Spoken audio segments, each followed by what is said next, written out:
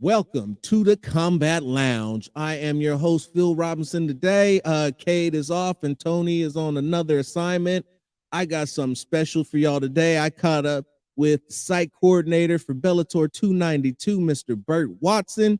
So we're going to dive into Bellator 292, obviously, some other things, and just sit back and learn some more about the fight game and bring it straight directly to you. So stay tuned after this. Now fires back. Oh, there's Fury with the right hand. Wilder's hurt. Wilder's hurt. He wildly almost fell over into the ropes. He is close to going out.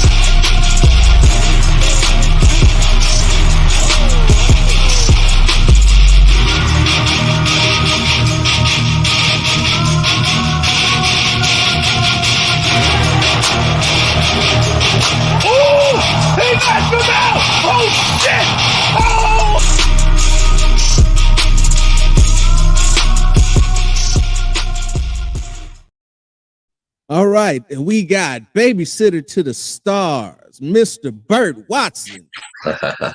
What's up, Phil? How you doing, baby? Man, I'm living life. I'm living the dream one day at a time. And yourself? Yes, sir. You know, one day at a time. That's how we roll, baby. You know, sir. We only get one day. You get to count one day, and you get to wishing for the rest of them, baby. But you count one at a time. That's right. And when you stack them up long enough, you get to years and all that other stuff. Yes, sir. Absolutely, baby. But Mr. Watson, you go deep in this fight game, all the way back to the glory days of boxing. Yes, sir. I was reading that you used to be a business manager to Joe Frazier. Yes, sir. Yes, sir. Go ahead. No, I was going to say allow you to speak on that. Was that the pre-Muhammad days or after?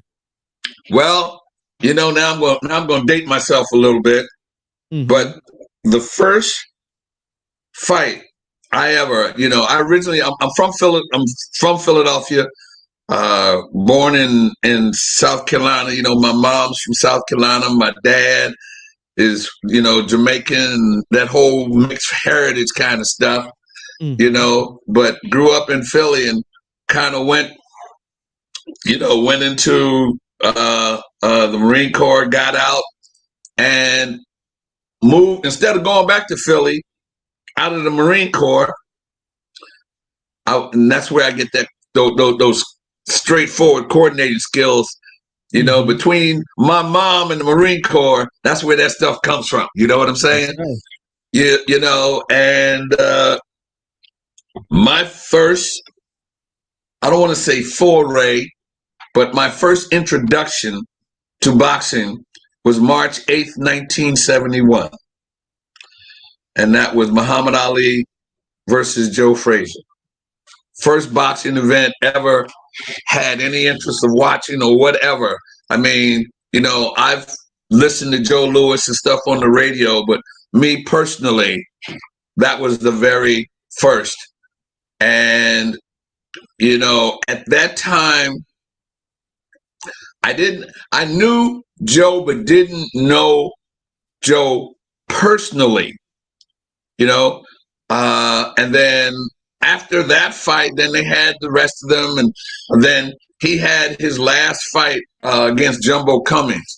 So in between March 8th, 1971 and the last one, he and I kind of met, and I was working around like everybody else, kind of on the side and shuffling. And, you know, Joe had guys, you know, around him at the time, Yank Durham, the main trainer, and, you know, Val Colbert, and a couple of guys around him. And I was just, you know, kind of in and out. And later in his career, at the end, we got closer and we got closer. And when he retired, After the Jumbo Cummings fight, which was his last, then he and I got closer and closer. And as he got more into making a career off of his name and personal appearances, we got closer and he started to kind of cut people off. Mm-hmm. And I ended up being the last person there. And my job was to help him make a career off of his name, Mm-hmm. which, I didn't have a real hard job trying to help Joe Frazier make a living off of his name. And that's kind of, yes, sir. That's kind of how, we got started and how I got started with him. And, along the way, just meeting him and everybody in that era and around that time was, now looking back, history has a way of making you a part of it without you asking. Yes, and I was becoming a part of that history, and I wasn't asking for it and didn't know really that it was going to become that. And so along the way, became closer to Muhammad Ali, which was a juggle, being with Joe and then Muhammad and George Foreman and Larry Holmes and Ken Norton, and just kind of all of those guys in one setting and getting to know those guys and staying in boxing, and Joe having kids and family members. Joe had at one point 6 family members fighting at one time. Oh, wow. Which was pretty awesome. But I got to witness that and see it and be around it. And it was, again, there was history making you a part of it without asking. With Marvis and Joe Jr., and Mark and Tony and Tyrone Mitchell Frazier. And it was, all of those guys were fighting. And, all of them were pretty good. They were pretty good, especially Joe Jr. And we all know of Marvis and Marvis's career and how when he did get to fight Larry Holmes, he was 19-0 by that time, I think. But all of those guys and Joe Jr. he was every bit his dad, bruh. Was he? Oh, without a doubt. He was small, he was stocky, and he was about 147 and undefeated, man, and took a beating. Like, you get into a fight, you learn how to fight. Right. And some guys fight, but some guys get in fight and take street whoopings, okay? and bring that hood out of them. And that's what you gotta have. Like Bernard Hopkins, and Meldrick Taylor, and guys like that, like the most thuggish of them all, Mike Tyson. He just ran through people. But you had to have that, and that's what Joe Jr. had. He was definitely that person, and eventually, sometimes you get the street, and sometimes the street gets you. And that was the kind of unfortunate part of that era, but it was definitely an awesome time, baby. No, it's one of my favorite times in boxing, and that one, and then leading on into the 80s where the middleweights took over, and the Sugar Rays and the Marvelous Marvins. The Marvin fight to this day is still an 8-minute war. Yeah. They were. It was. Those were good times and fortunate times, and a time that and I say my era, and even you, young man, because and you're saying how those times were your favorite. That was the best era from 1980, or I'd say 1970 to 19 maybe 96. I mean, we had boxing that we didn't realize how good we had it. No. And how great boxing was, and all of those guys, because you had Sugar Ray Leonard and Marvin Hagler and Salvador Sanchez and Roberto Duran, and Razor Ruddock and Mike Tyson and Tim Witherspoon,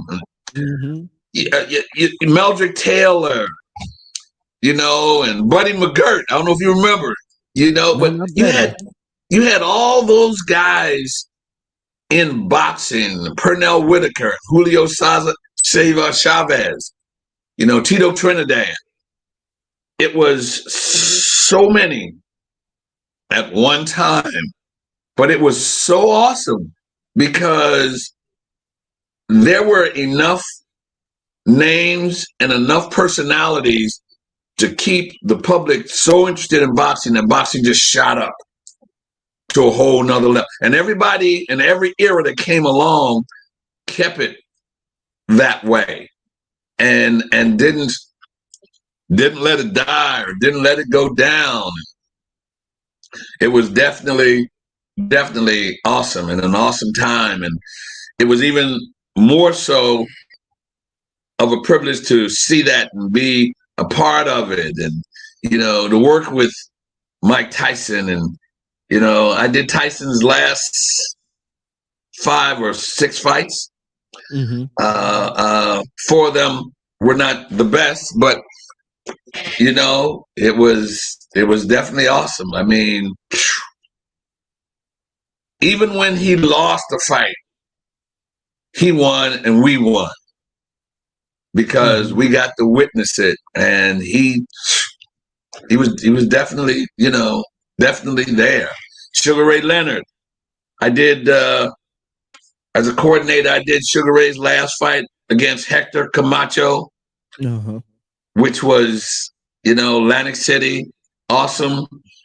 And that's when I was always close to Camacho because of my association with Joe and in boxing, and getting to work with him and the Duvas and Lou Duva and all those other guys, but I didn't get close to Sugar Ray till nearly the end of his career or so. But when we did get close, it was definitely, for me it was a treat because I knew him when he was a kid, well, when he was coming up, right? I knew of him and knew that he was on his way, and when he got to the Olympics and boom, I don't think too many people I saw was as fast as Camacho.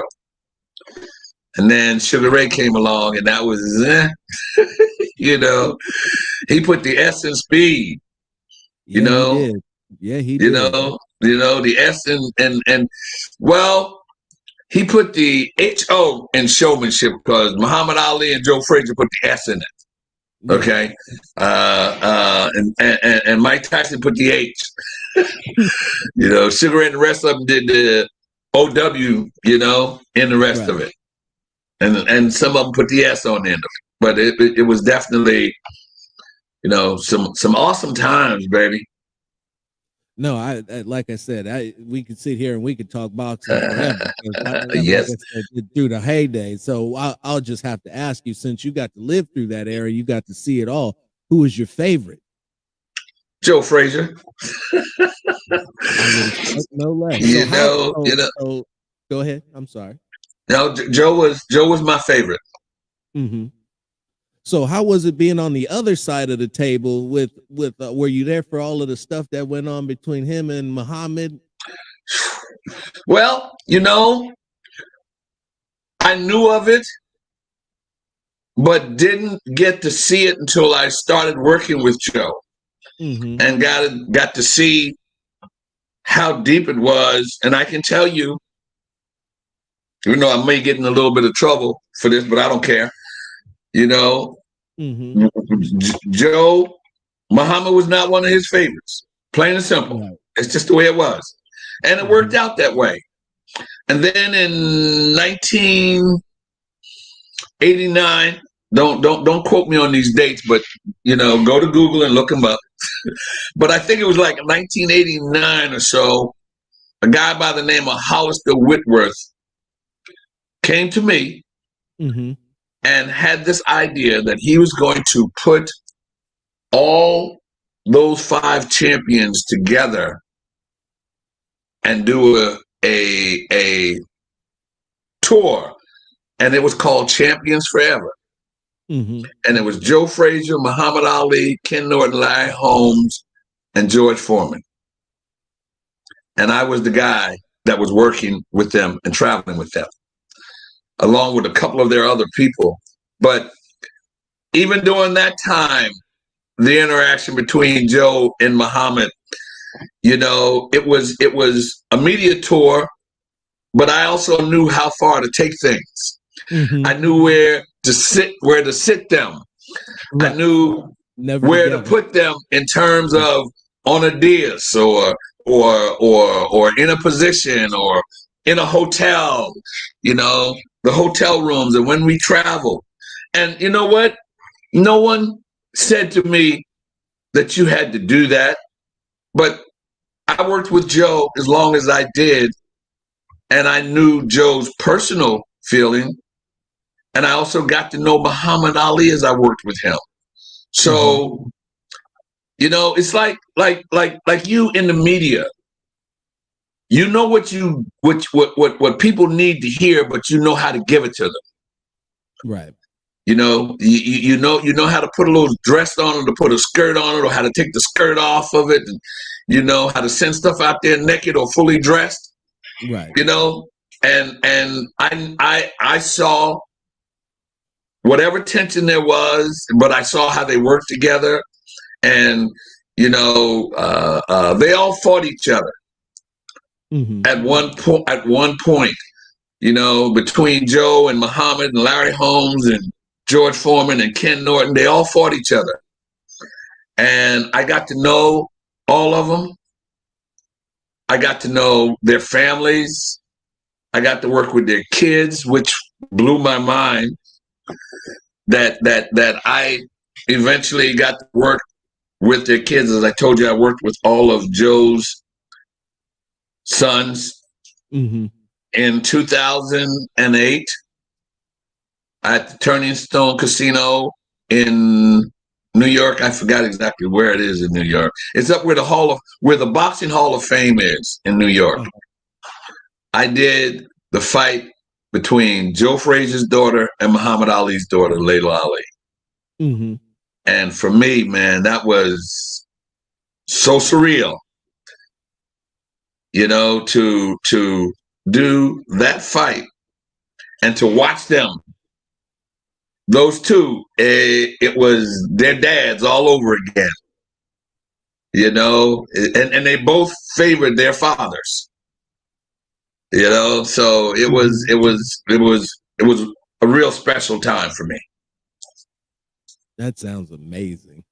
Oh, it was surreal, but awesome, and it validated history, but the lessons that I got from them and that I learned with Don King and Lou Duva and Frank Warren and Cedric Kushner, and Russell Peltz, and the lessons I learned with those guys, it just kind of cemented, and gave me an education as a coordinator of the things that I should do, shouldn't do, and the things I didn't want to do. And I at that point, I made it in my mind, in my heart, that I was never going to let anybody mistreat fighters. Plain and simple.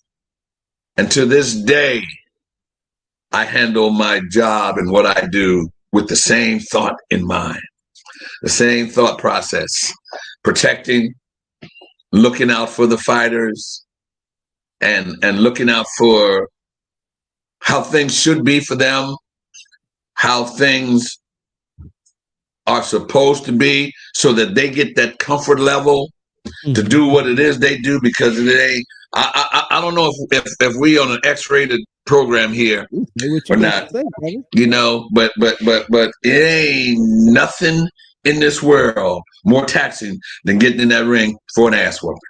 Nothing. And when you take that walk and you do that, you don't need nothing on your head but what you're supposed to do. And along the way, fighters should be treated that way, so that when they get to that point, there's nothing on their head but doing that. Because that's some shit, baby. Trust me. Yeah. And that's boxing, MMA. I'm just talking about fighters in general. Right. You know, they need that comfort level. They need somebody to look out for them. They need somebody to take care of, you know, their workout rooms, their workout facilities, their meals, their travel, getting them back and forth to medical doctors that they need, know where the grocery store is, know where the pharmacy is. You know, I know where everything is for them but the liquor store. But I know where that is for me. Because I always stop and get a bottle of Grand Marnier. There you go. Keep in my room. So I can get my little personal time at night when stuff's over, and I go sit. Yeah, baby. Yes, sir. We can keep me a nice VSOP of the hen close by on ice. Yeah. Okay. Well, no, I don't mess with that ice. I pull it out the ice. I just like it chilled, baby. I like it to be a little chill. No, I just right out. You know, unless I'm out showing off, then it's like this, you know. But if I'm not showing off, I'm in my room and sit. Yep. And then I go to bed. But it's, you know, it's been a whirlwind, you know, and I've enjoyed it. Enjoyed the people I've met along the way. And I can't even begin to tell you. You know, some of it I've forgotten. Some of it I won't ever forget. You know, and every now and then stuff happens. That little Wayback Machine back there kicks in. You know, and I was sitting at a Bellator event, and I'm sitting in the vehicle, and we're on our way to the arena, and I'm sitting there, and I'm looking, and it clicked in my head that I've been this route before. Now, I've been with Bellator now almost 2.5, almost 3 years. But I know I was never that route with them. But once I started, and when I got in the building, boom, I had been there 10 years ago, you know, and it just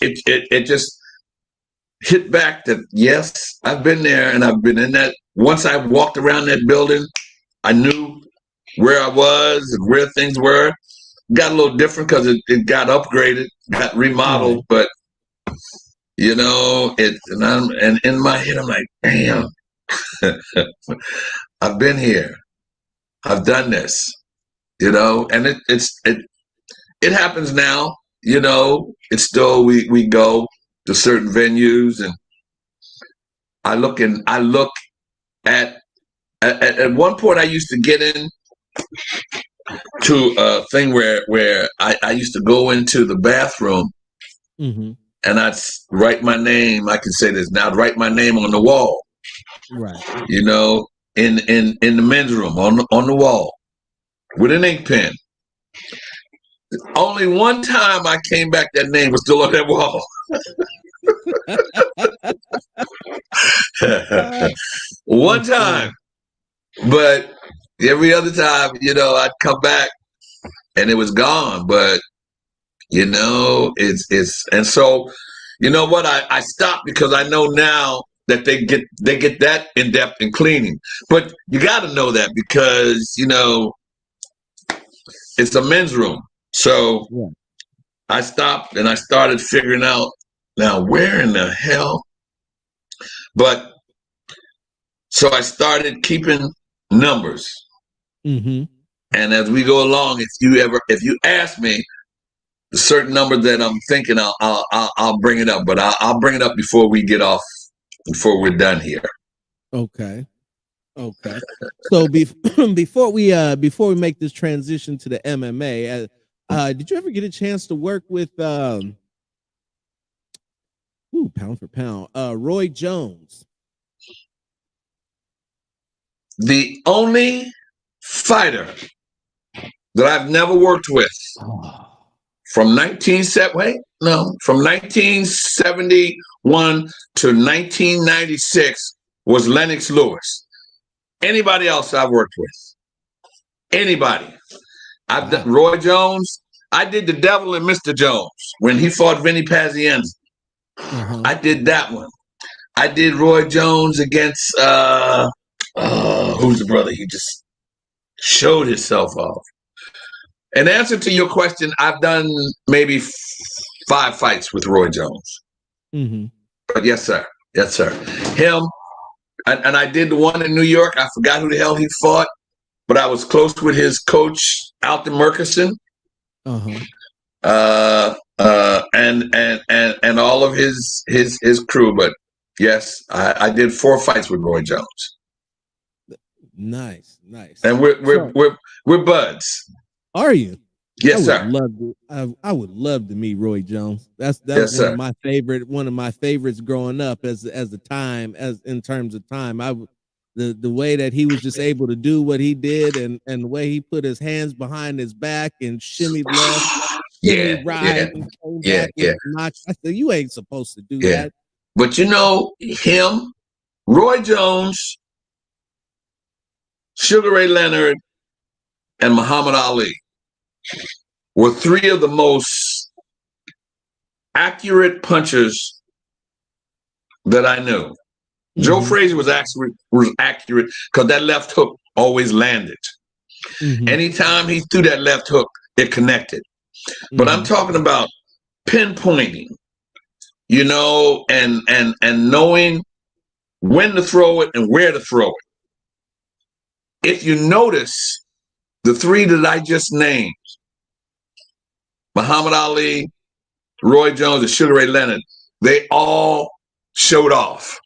They all, you know why? Because they could do this, take that with you, and it was accurate, pinpoint.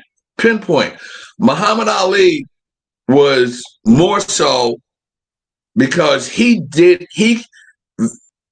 if you've ever trained in boxing or in boxing, and even MMA now, when they tell you when you throw a punch, you sit down on it, mm-hmm. And you sit down, and you balance yourself when you throw it. Muhammad Ali threw all that out the window. He was the only person I know that could knock you out backing up. If you ever remember, you see all of his pictures, he's reaching. Right. And at the end of that, somebody was going down. Because he was dancing and not backing up. Roy Jones was the same way. There you go. Muhammad Ali and Sugar Ray Leonard was the same way. Except Sugar would do the Floyd Patterson and Sugar Ray Robinson, which was called the peekaboo. Mm-hmm. Now I'm really dating myself. But now isn't that this a variation of the same style that Cus D'Amato had for Tyson? Well, yes, because Tyson was small. He had no reach.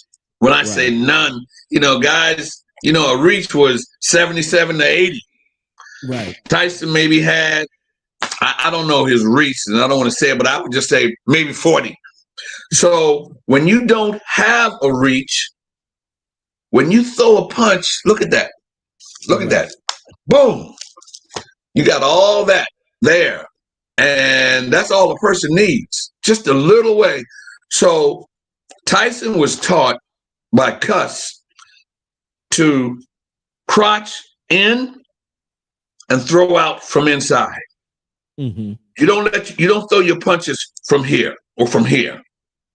If you notice, all the Tysons came right here.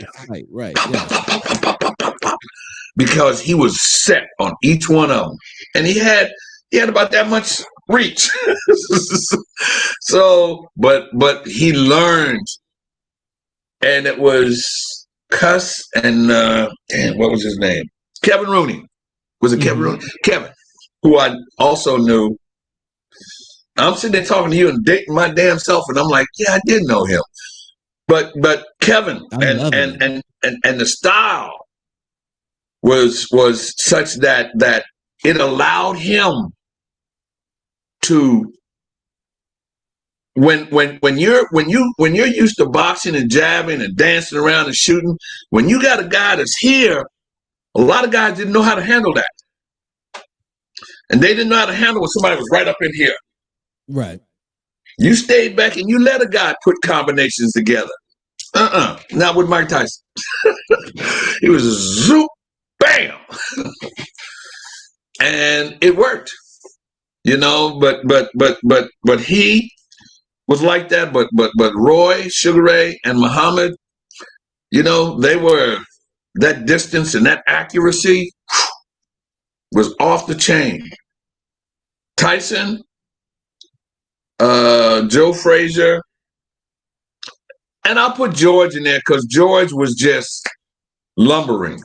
But George had all power. And that's how he knocked you out. And he was one of the few. But him with that power, Mike with this, and Joe with this, that left hook, when he cracked you, he hit me once. And from that point on, I never got on that side anymore. On that side where he could stand next to me and hit me with that left. Didn't do that anymore because he did that once with his hand like this. Pop. Man, I thought he didn't break any ribs, but I thought they were broken. And from that point on, I stayed on. He didn't know why I always stayed over there, but I know why I stayed on his right. So gonna stay because right here. Yeah. That was to him. That was a joke. That wasn't a joke to me. Okay, that shit hurt, man. That wasn't no joke. So it was like, nah, I ain't letting you do that. And he would laugh at it. I said, yeah. You know what? And I'm thinking, you know what? One time I'm gonna slap you back, but I couldn't do that because he might forget who I was. Right. And I was always too close to him. I know that's right. Yeah, nah. That is amazing. I love it. So we're gonna transition to MMA, and you go back all the way. You go to Strike Force, right? Yes, sir. And go ahead. I was gonna say, I believe you were you in on the first event at San Jose, which was 17 years ago, 16 years ago. I think something crazy. Yeah, something crazy. Yes, sir. I got some background information for me. So okay. Now for that particular fight, that was when I had first started dating my wife. And so that very same event, the one where Kung Lee broke Frank Shamrock's arm with that roundhouse kick, we were sitting in the crowd. Wow. Now, I wasn't at the very first Strike Force. But I came in maybe on number 4 or something like that. But it was around that it was around that time that I came in to Strike Force. I transitioned from boxing to MMA in 1999. Mm-hmm. You know, and at that time I had already had damn near 17 years or more in boxing. And I transitioned on a humbug. Somebody had a promotion. I did Kostazu and Zab Judah, or Kostazu and somebody that I did in Vegas. Mm-hmm. And you know, somebody introduced me to MMA.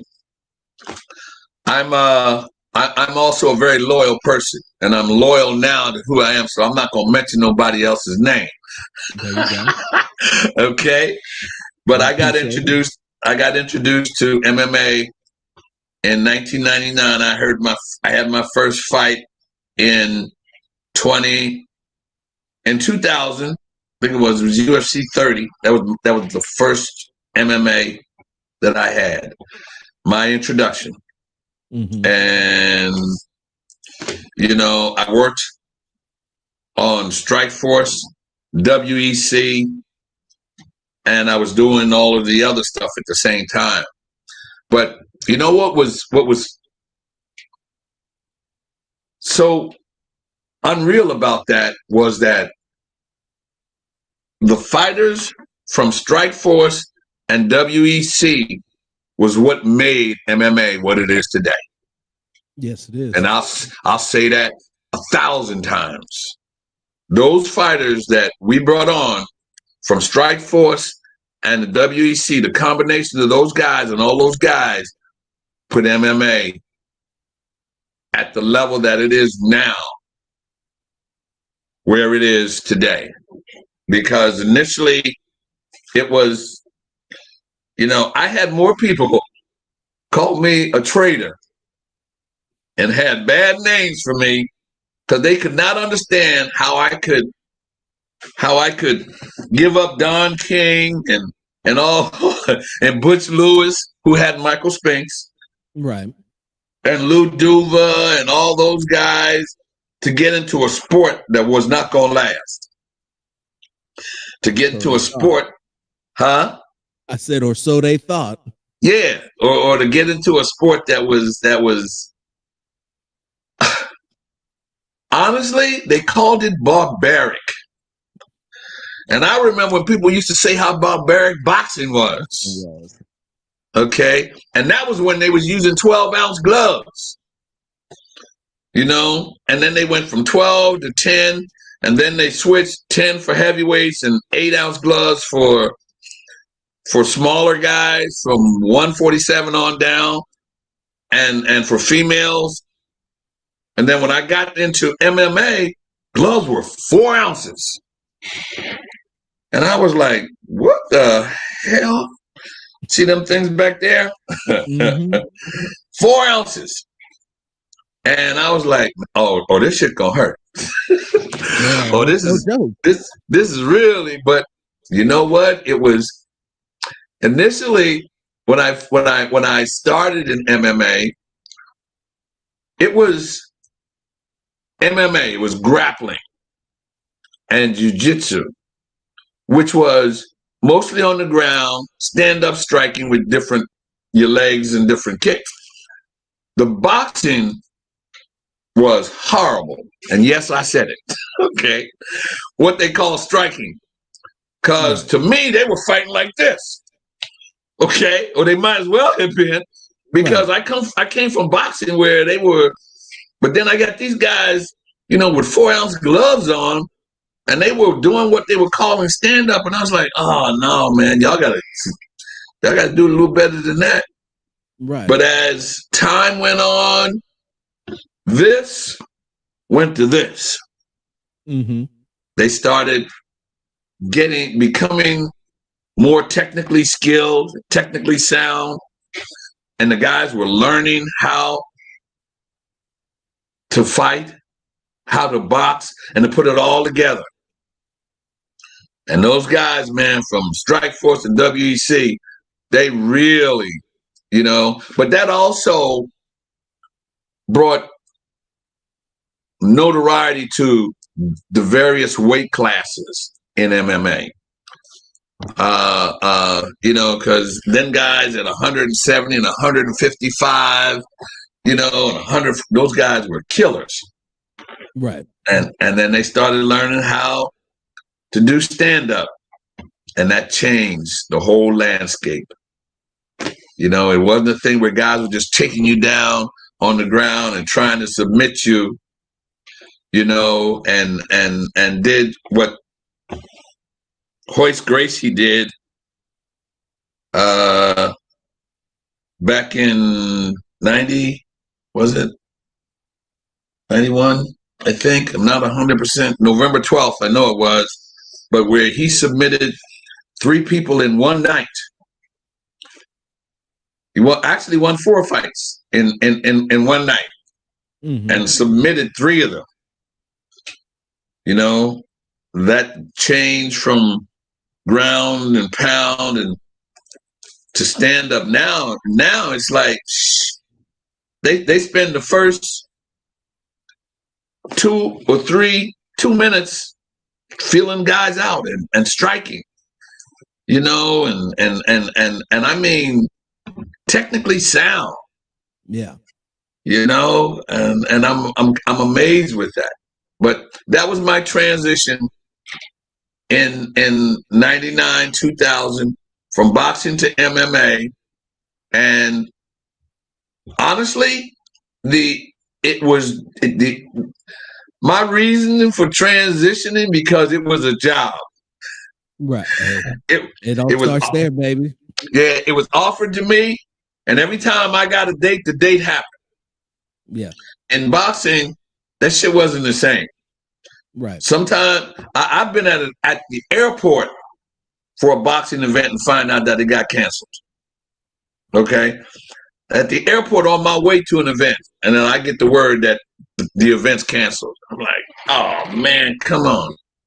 Luckily, I had my ticket, but I didn't have that paycheck. Okay. Right.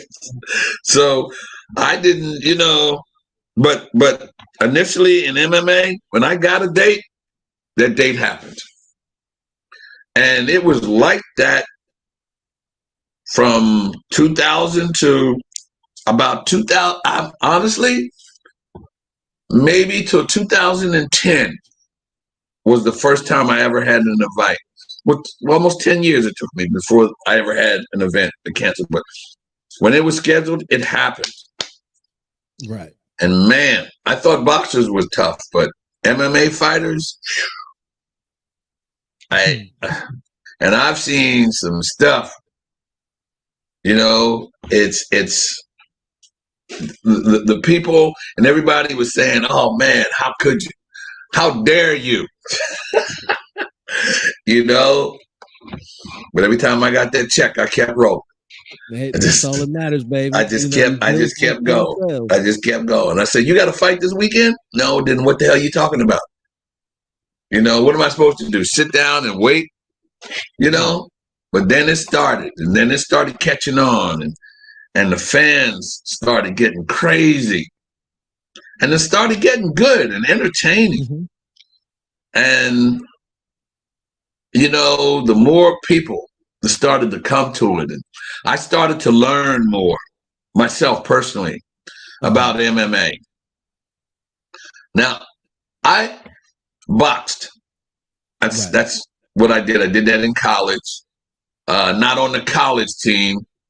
I went to school in Nebraska, which, back in the 60s, that was pretty much of a stretch for me.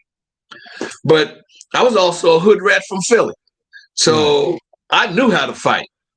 So when they had boxing events, you know what? I just signed up for it and put the gloves on. Right. And I got out there, and the first 2 I won, easily, because I had that Philly stuff. Right. And then I got my ass whooping and quit. It's okay. Hey, it's all right. You got to learn if it's for you or if it ain't. Yeah. But I got that. And I was like, you know what? That's good enough. But to see the transition from boxing to MMA and how the guys fought and the way they fought, I was amazed, man. But at the same time, I'd never, even when I worked in boxing, Mm-hmm. they had monitors and screens in the back. So, and I always requested that so I could always see what was going on. Right. And I have never, Phil, sat and watched the whole fight. Ever.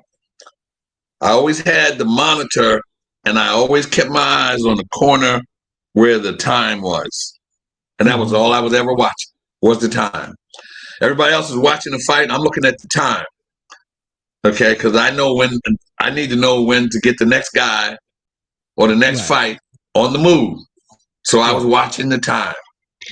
And that just, I never watched any fights. The only time I was tempted or really was interested was when I started working with females. And my first female I worked with was Layla Ali. And from that point on, I started, I watched her a little bit. And then when I transitioned to MMA, the first female was Ronda Rousey. That was the first female in MMA of notoriety that they were trying to get women into, because there was somebody that I was working for at the time that said it would never happen. That women would never, ever, ever, ever be in MMA. But that shit turned around real quick. It's a different level of fight when the ladies get after it. That's you would never think it, but the aggressiveness goes through the roof compared to male fighters. Let me ask you a question. You ever see a female street fight? So I'm out here in California, and I've heard about how the females in Philly get down. Shit. That didn't surprise me at all when I saw the aggression, because when I saw female fights in Philly on the streets and going to school, you had, and this is not a good thing, but you had a bigger crowd than you did when men were fighting. Okay, because when them women fought, it was fighting the whole time. Yeah, there was no posturing. No. And getting tired and getting hit in the eye and say, wait a minute. It wasn't none of that. None of that. So when the women came into MMA, I saw the same aggression, man, the same tenacity. They were fighting, bro, hard. And it was definitely Ronda Rousey, Kat Zingano. I don't like to mention names because I don't like to forget names, because I worked with everybody and I love everybody. Right. And the minute somebody hear you forget their name, then they don't let you forget. But it was definitely something for me to see that progression, man. And even today, those ladies, I mean, they are awesome. And they fight, and I just worked with Ben Henderson, his last fight. His wife fights. So you got husband and wives that is, Ben Henderson and his wife is the first husband and wife team I've ever worked with on any level. First. I've worked with 5 brothers brother teams, and one father and son. And I was waiting for you to ask me who, but I'll tell you anyway. Shit. It was Randy Couture and his son. Really? I've never heard Randy's son fight. What's his name? Oh yeah, Ryan. Was it Ryan? Yeah, he actually fought in that organization when Randy was about to retire and get out. His son came in. My experience was his son was maybe three fights, something like that. But that was the first father and son team in MMA that I actually worked along with. Now I worked with Joe Frazier and his son, but I didn't work the corners or the event like I did for Randy and his son. You know, so that was definitely the first. Wow, that's crazy. Yeah. So I'm just gonna take a minute to reflect because you've given me a lot of information in this last 50 minutes. I mean, I'm literally we gone through a historical timeline of the fight game, baby. I mean that for all that I know from I came in about halfway through your timeline, and so for all that you told me up to this point, it's just amazing. Just how much boxing you've seen, how many fighters you've come across in boxing and in MMA. And I mean, we're still moving forward. We haven't even got to Bellator 292, which is where we cross paths. Whoa, yeah. It was definitely, speaking of, and I said to you earlier in this interview when we started, and I said to you about numbers. I don't know if you remember that. And I said, I'll tell you a number, but I'll wait till you ask me about it. Bellator 292 was my fight number 501. 501? Yes, sir. And I've walked 6,874 fighters. 6,874 to the ring or the cage in my career. And that's the only numbers, aside from when I used to write my name on the bathroom wall, somebody washed that shit off. I learned not to write numbers down like that anymore. So I keep it up here, or, you know, I got it on here. But Bellator 292 was my number 501 fight that I've worked in my career. 6,874 people. So you can put all the names that you could probably think of except Lennox Lewis in that number. In that 501 or the 6874, excuse me. Yes, sir. Yes, sir. Yes, sir. That is incredible. That is 6,874 lives you've changed for the better. Wow. Yeah, yeah, because you get close. You can't imagine how close you can get to somebody in 1 week.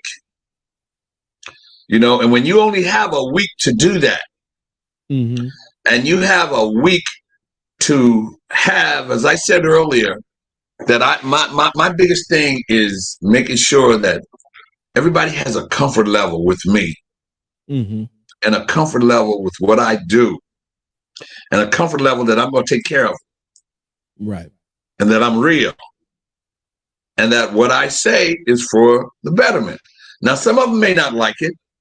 I've had maybe one do this to me, and one, but you know, you got to do that real quick, and thank God for social media today and word of mouth, because people talk about you and pass that shit on, you know, and would tell people right away, you know, Burt Watson's gonna be a jackass, or Burt Watson's gonna take care of you. But they pass it on and they tell you. But it's so important, Phil, that like that you have the right equipment and the right tools and the right mindset and the right frame of mind. And that is so important, because I'm going to tell you something. There have been one thing that I make sure that I do at the end of every fight is, at the end of the night, I walk through the dressing rooms, empty dressing rooms, to make sure that nobody's in there. Because I have walked in to a dressing room with a fighter in the bathroom on the floor, and everybody's gone, and nobody knew he was in there. That happened once, and I said, never again. So that's the close of my night, that I personally do that. And then a lot of people don't know that I personally do that, except you now, and I'm talking about it. But I do that. I look every fighter in their eye on the way to the cage, out of the cage, and when they leave. Every one of them. And we got 14 fights. That's 28 fighters. We got 16 fights. That's good math. But I make sure that I do that. And I make sure that they know that I do that. And I walk every one of them to the cage. That's why it's easy to keep the numbers, because all I got to do is look at how many fights we got, and I write that down. But I do that, and that's important, man, because it is no joke. And as I told you, I don't watch fights, and I don't go to press conferences. And I went against my grain this time, and I walked in that room at Bellator 292 with Ben, and that was, I shouldn't have done that, because I walked in there when Ben was getting emotional, and believe it or not, I'm an emotional guy. You get the crying, I'm gonna get the crying, right? And having gone through his, maybe not his entire career, but I would say most of his entire professional career at this level that I've gone through. I think that was Ben Henderson's 12th title fight, I think. I keep numbers. I think it was his 12th title fight, and I can't think of any of them that I haven't been around or that I didn't do. I can't think of it, because I've been with all of the organizations that he's been with at this professional level. Right. So, it was tough, but I'm happy for him, because, it's, you get to see fighters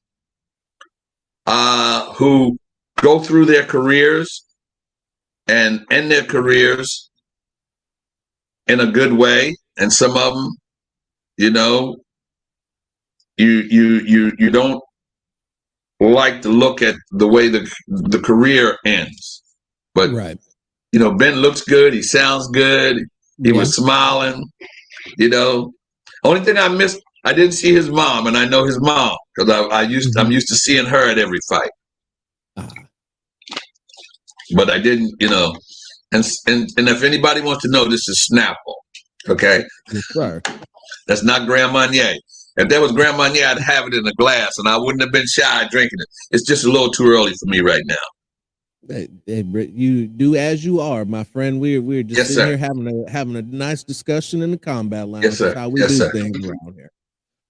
That was incredible for me, because I had no idea what was going to happen. Like I said, we're just getting into this, and I've been an educated casual. Let me speak accurately. So, and I'm trying to learn the business. We're trying to learn this business and really ingratiate ourselves and show that we're about the fight game and Yes. taking care of the fighters, showing the promotion sides, showing every piece to the fight game, and doing a little something different than what everybody else traditionally likes to come in and do, and take Okay. your stars and boost your stars and money this, money that. That's not how we get down.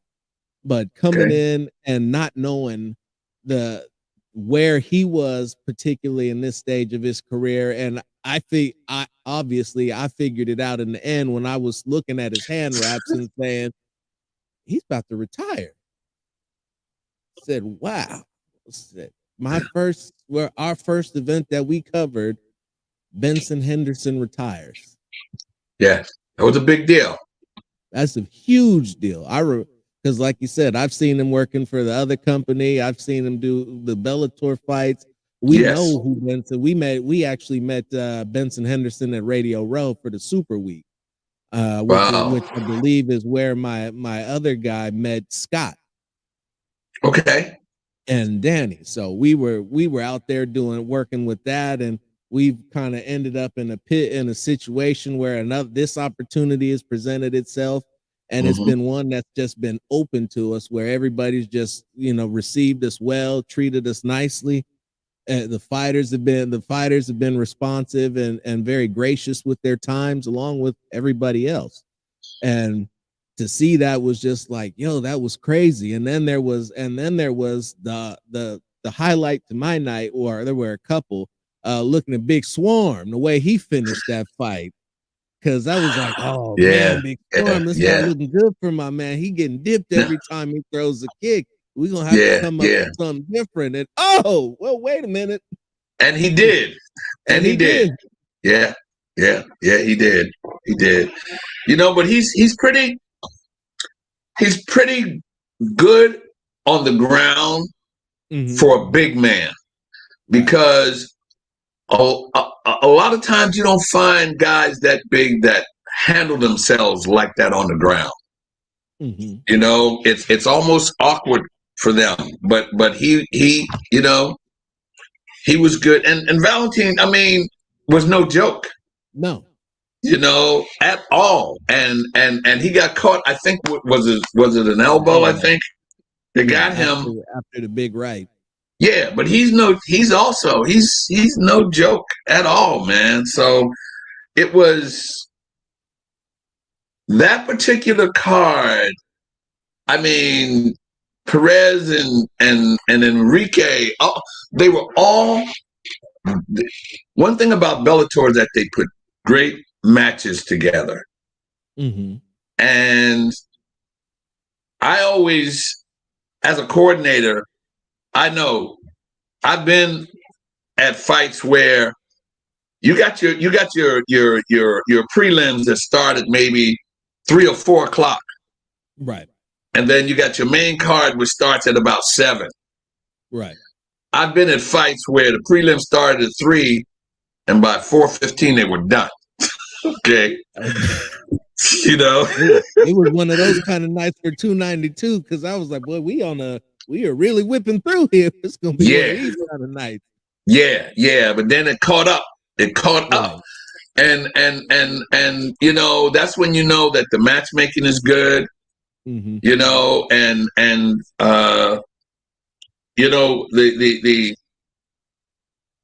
Jane Estico, and Kogan, and those guys put great matches together. And it's the first female matchmaker I've ever worked with. Back in the day, the Duvas, their matchmaker, and I'm brain farting, but I forgot his name, but they got into a little bit of a kerfluffle because Kathy Duva was trying to do matchmaking, and he said, nah, that ain't gonna work. But she's an awesome matchmaker for Bellator. Scott Coker is probably one of the best guys in this sport that I've met.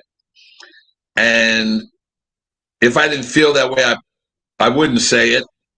Right. Because, and he is. I mean, all around, not just a nice guy, but nice to people. When you're around this sport long enough and you're around people enough, you get to see whoever they are.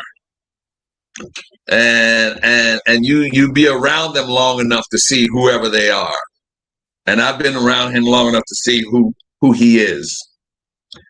And we've always stayed in touch and always kind of communicated, and that's kind of how I ended up here. Right. By calling him. We were just communicating. And one day I happened to call him out of the blue, just to say, "Hey, what's up? How you doing?" Mm-hmm. Not for nothing, just.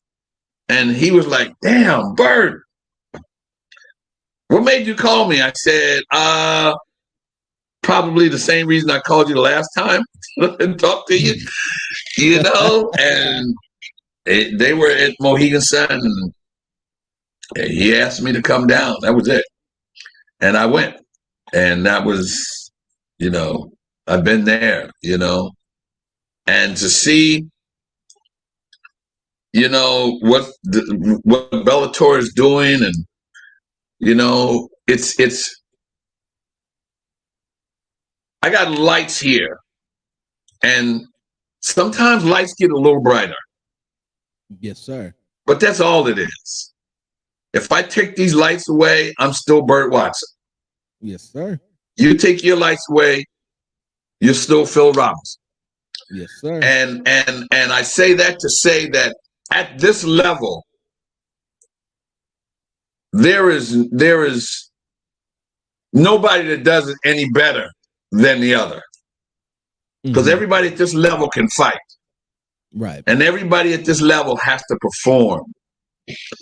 And as an MMA fan, and I'm a fan of MMA because I work it. Right. It's everybody at this level can fight, and every promotion at this level.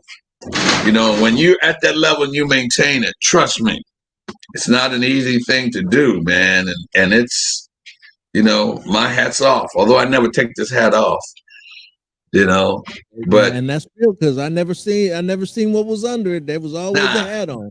No, always. I'm bald, but I was bald since I was 23.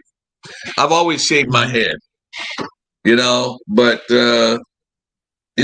good people, good time, great fights, and the young man that Ben fought, Usman, keep an eye on him. No, he's got a world of talent and skills. I'm gonna get to him because we had some moments for him, but I wanted to actually check up on a couple of guys. How's Tofik doing? Tofik's doing good. I'm not 100%, but what I heard medically was that he had a broken rib. Mm-hmm. And they say that between the EMTs and getting them out and getting them back into the triage with the doctor, but until they get to the hospital and they do the x-ray, but they had him diagnosed or the prognosis was that he had a broken rib. If that's the case, it'll be a while. It took me 9 months to heal from broken ribs. Mm-hmm. But that's also because I'm 150. So, right. He's a young guy, but it was, it was his ribs, that he broke. They said it was broken. And I think it was Tony Johnson. I think he might have possibly had a broken left arm. Ooh. Might have. They come back to me and say, "Oh, it's broken. Man, you know what? Sometimes they know. Right. And sometimes they don't know. that it feels like it. But Mhm. you know, they had it up in a sling, and he was moving. But he went, he went to the hospital, and they transported those guys, but they all came out and went home, and they're going to do what they do at home. But if that was definitely broken, he's going to, he could 4 months or so, and it'll Right. probably be that long before he fights again. But that's the time he's going to need. Okay. And the last guy I wanted to check up on was Goiti Yamauchi, or however you pronounce it. Yamaguchi, I think that it was broken. It was broke because Scott was saying it was a ruptured patella tendon, or at least that's what it Yes. was in the press. Well, yeah. That's what it was. But it had snapped out, and I don't know whether they placed it back in or not. But what I saw on the screen was it sticking out. Mm-hmm. But when they brought him back, they had him in a splint, and Right. they took him to the hospital. But he was actually, I called yesterday to check on him, and the number that I had, I couldn't. So I got other ways I'm going to reach out. I'm going to try to reach out to his guy Fumi, but I always make that phone call. Always. Yes, sir. Yes, sir. Always to make take sure care that of the fighters. Yes, sir. 100%. They're gonna get that call from Burt Watson. Yes, sir. Now, okay. So now let's get to the champ, because Usman came out and put on the show. I've watched a fair amount of MMA, taking some karate, couple different styles. But to see him pull off that question mark kick that early in a fight was next level. That was incredible. Yeah. And that was something that he works on with Javier. And they kind of just but most of his guys are pretty proficient in that area. And I think I wasn't really keeping time of it, but he was on Ben's back for a long time. Mm-hmm. When I say long time, 5 to 10 minutes is a long time. And I think between the two rounds, he was on Ben's back pretty good length of time. And that's unusual to be able to handle Ben like that. But you know what? That's a testament to his skill level and where he is. The guy's a champion, and he didn't buy that belt at Walmart. Okay. No, he didn't. So, and he earned to keep it. And I you know what? He'll keep it for a while. It's as long as he stays committed. But to say it without, everybody that gets to this level is committed to the sport. But then there's some camps that when you see a guy come out of a camp or a certain area, you know what you're going to get. And you know the commitment you're going to get to the skill level and the craft that you're going to get. And he's from a good culture and a good groundwork that you know what you're going to get. Yeah, the Eagles MMA crew is insane, and then they migrated to AKA, because I remember AKA when it used to be off of Hillsdale. That was up to about 3 minutes up the street from my mom's house growing up.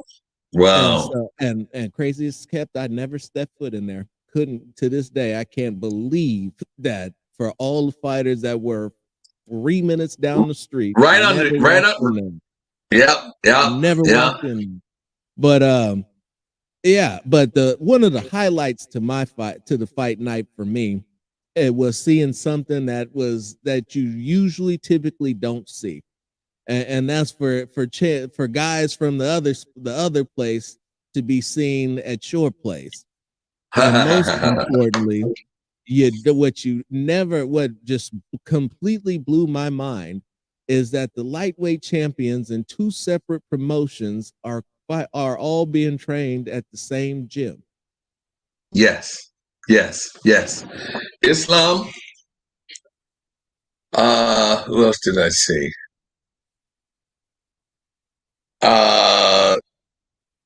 Nate. I saw Gilbert, Melendez, and those guys weren't shy about speaking about where they started and where they came from, and their training backgrounds, and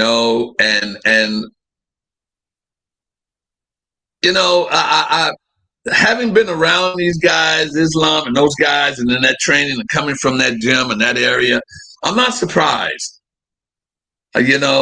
It's surprises me sometimes when I see them come over from that other area. But it's I like to see that because it just validates what I said about everybody at this level is at that level. The lights are the same. Okay. And it's all the same. It's, you hear somebody, one promotion is here and one promotion is there, but you know what? Everybody at this level can fight. And if you put all of them together, you're going to get the same results. Somebody's going to win it. And it's going to be, people have opinions on, this guy from this organization, he can, he's got that weight class across the board. But I'm going to tell you something, Phil, and this is a personal opinion. In boxing, there is 6 ways to win a fight. You got a decision, split decision, majority draw. You got a draw. You got a technical knockout, or you got a knockout. 6. In MMA, there's about 20 ways to win a fight. Okay. Yes, it is. Okay. Yes, it is. Or 25 ways to win a fight. Now, if you can tell me that out of 25 different ways to win a fight, you can categorically call a fight, then I need to know what you're smoking. Now, you can call different levels. Okay. You got a guy that maybe has been here, say Bellator, maybe the last 5 years, and you got a new guy coming in. These lights right here, sometimes when the lights go on, some people's lights go out. Right. Okay. And you may get that. But once they hit these lights a couple of times, there's too many ways to win a fight, man, to call a fight. That's my personal opinion. Of course, you can say, well, you know what? I know Usman's going to do this or beat this guy, or I know Johnny Evelyn's going to do this and beat this guy. But at the same time, there are 22 ways easy. And it just takes one little slip. And somebody say, oh shit. And by that time it's done. Just that fast, too. Yes, sir. And sometimes, you know what? I've seen guys refuse to tap because they stuck in there so hard that they don't believe that it just happened. Right. And that they're in there, and you know what? You're gonna take me out here. I'm not tapping. But again, Phil, that's a personal opinion. Right. That's Burt Watson's opinion. I would never go out and bet on a guy unless he was 0-0 and this guy's been the champion for 3 years. Then maybe. But other than that, no, there's too many ways to win a fight, man. And think about it.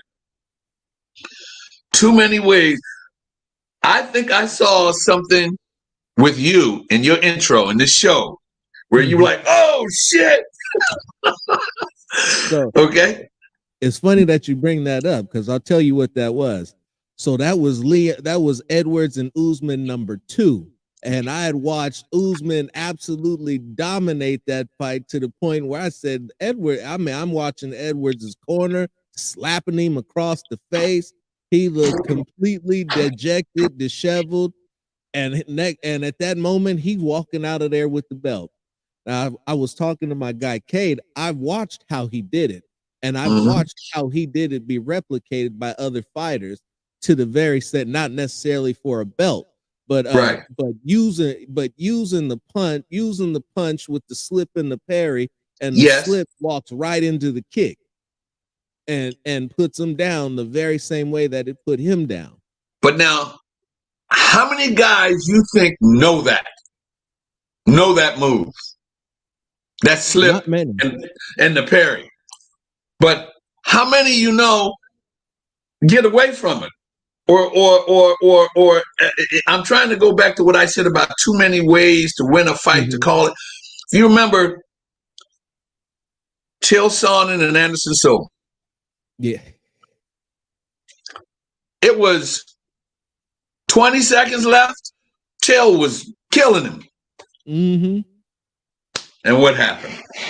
Caught that knee to the chest, and it was all gone. over. And I think there was less than 20 seconds left in that fight when that happened. Okay, so it's just, that's also one of the things that I like about MMA is that number one, that the technical skill level has gone through the roof, right?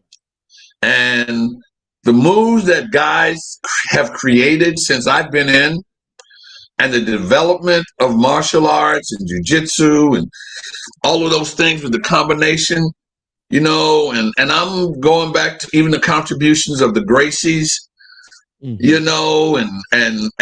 the contributions of the referees like Big John and Herb Dean and Mark Goddard, just going on and on and on and on, how things have developed and how technically sound not only the fighters but the sport has come, that I'm sitting here now an hour and 22 minutes with you talking about what has happened over the years and a period of time.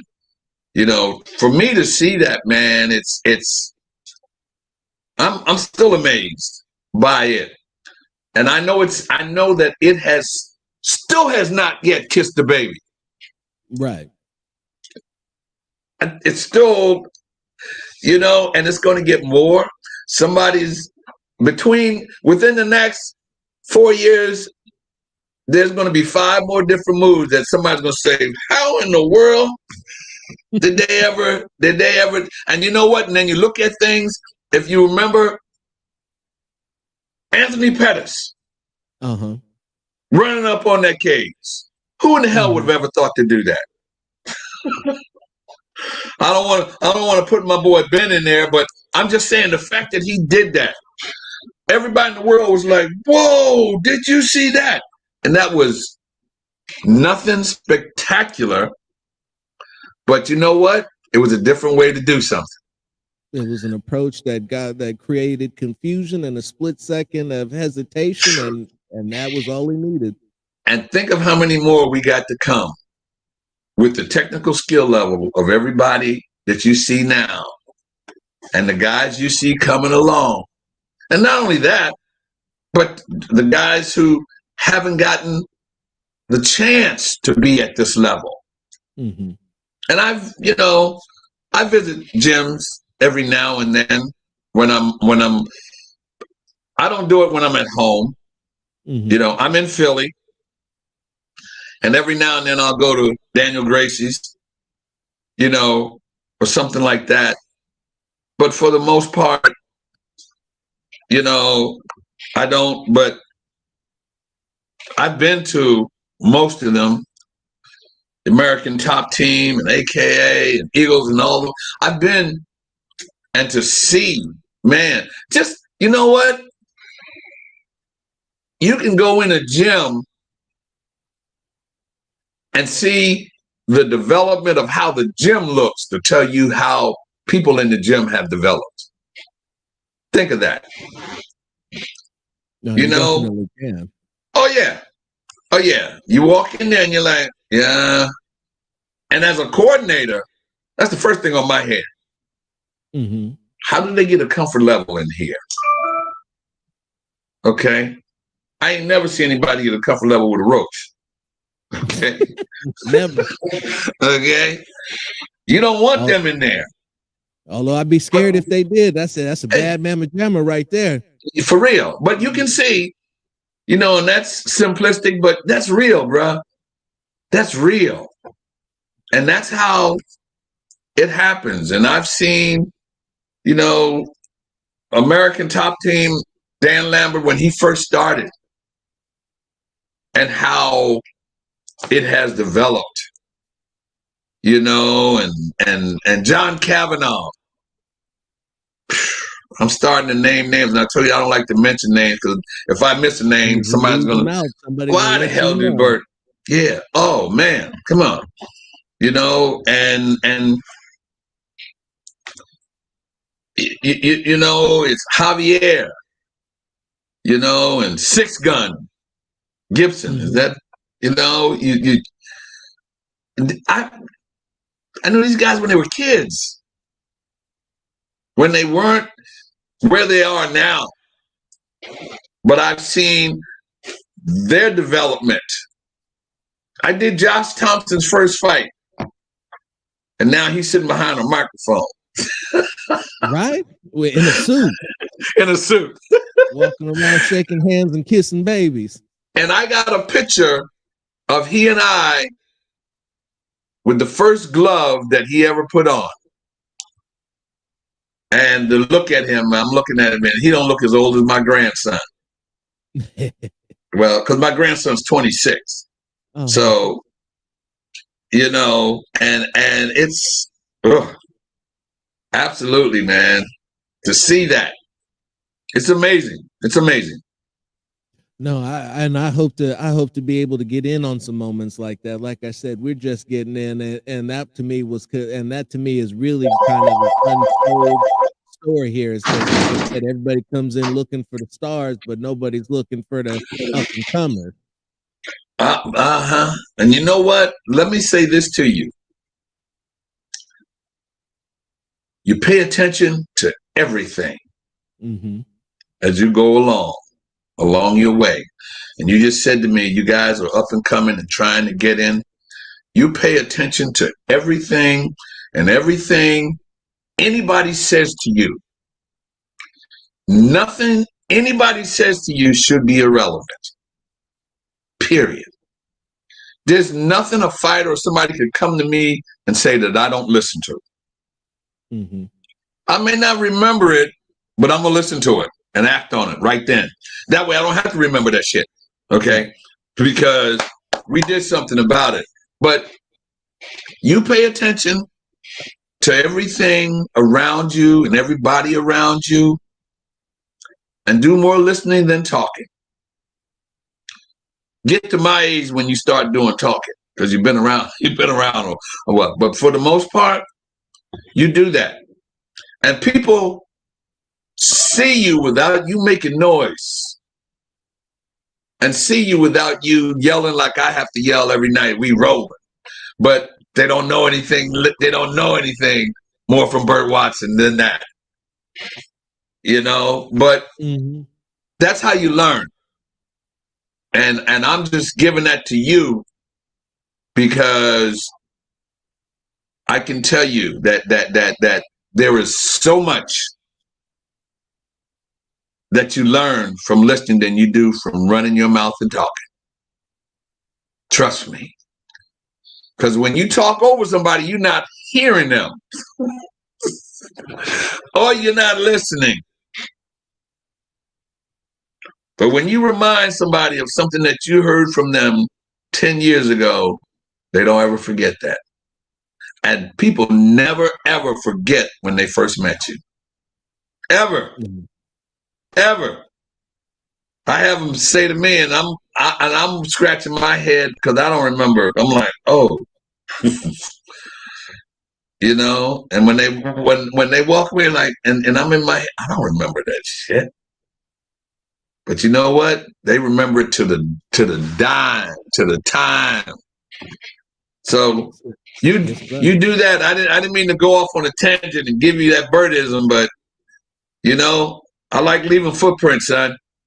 I'm here to soak up the game, Burt. I'm here to soak up everything that you are willing to share with me, like a sponge, like I was trying to milk you. Well, I ain't gonna tell you. No, I'm never gonna tell you something I read in a book. Trust me. That's actually the first time I've ever heard that. Is that right?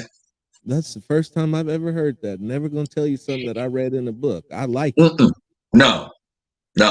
I'm going to tell you because I know it, and I lived it, and I've heard it, and I can share it, or I've got my ass kicked from not knowing it. Mm-hmm. Okay. Never know how much you don't know until you need to know it. That's right. And don't ever, and I tell fighters, don't ever get to a point where you need to know it. Because you don't know how much you don't know until you need to know it. And if you're at a point where, oh, hell, I need to know it, you in trouble, son. It's too late. You in real trouble. Yeah. So embrace the moment. Don't ever let it get bigger than you. And don't ever let the moment get bigger. Ever. Ever. Because at this level, it's always easier to get here than it is to stay here. I'm done. That's a beautiful way to end it. Yes, sir. Way to end it. Ladies and gentlemen, thank you for tuning in for this lovely interview with the Combat Lounge. We've got Burt Watson, the babysitter to the stars, the historian of the fight game. We learned a lot in the course of this last hour and a half. So hang on for a second and let me close this up. Anytime you need me, bro, I'm here for you, baby. Hey, we always appreciate you. You got anything to tell the listeners on the way out? Make sure that you communicate with me. I love social media, Facebook, Instagram, Twitter. Just holler at your boy, Burt Watson for real. Anytime, I'm on there. And whatever I put out, please share it. I got to get famous. Yes, sir. All right. Till next time, y'all. Hang on, Burt. Don't go anywhere. We out.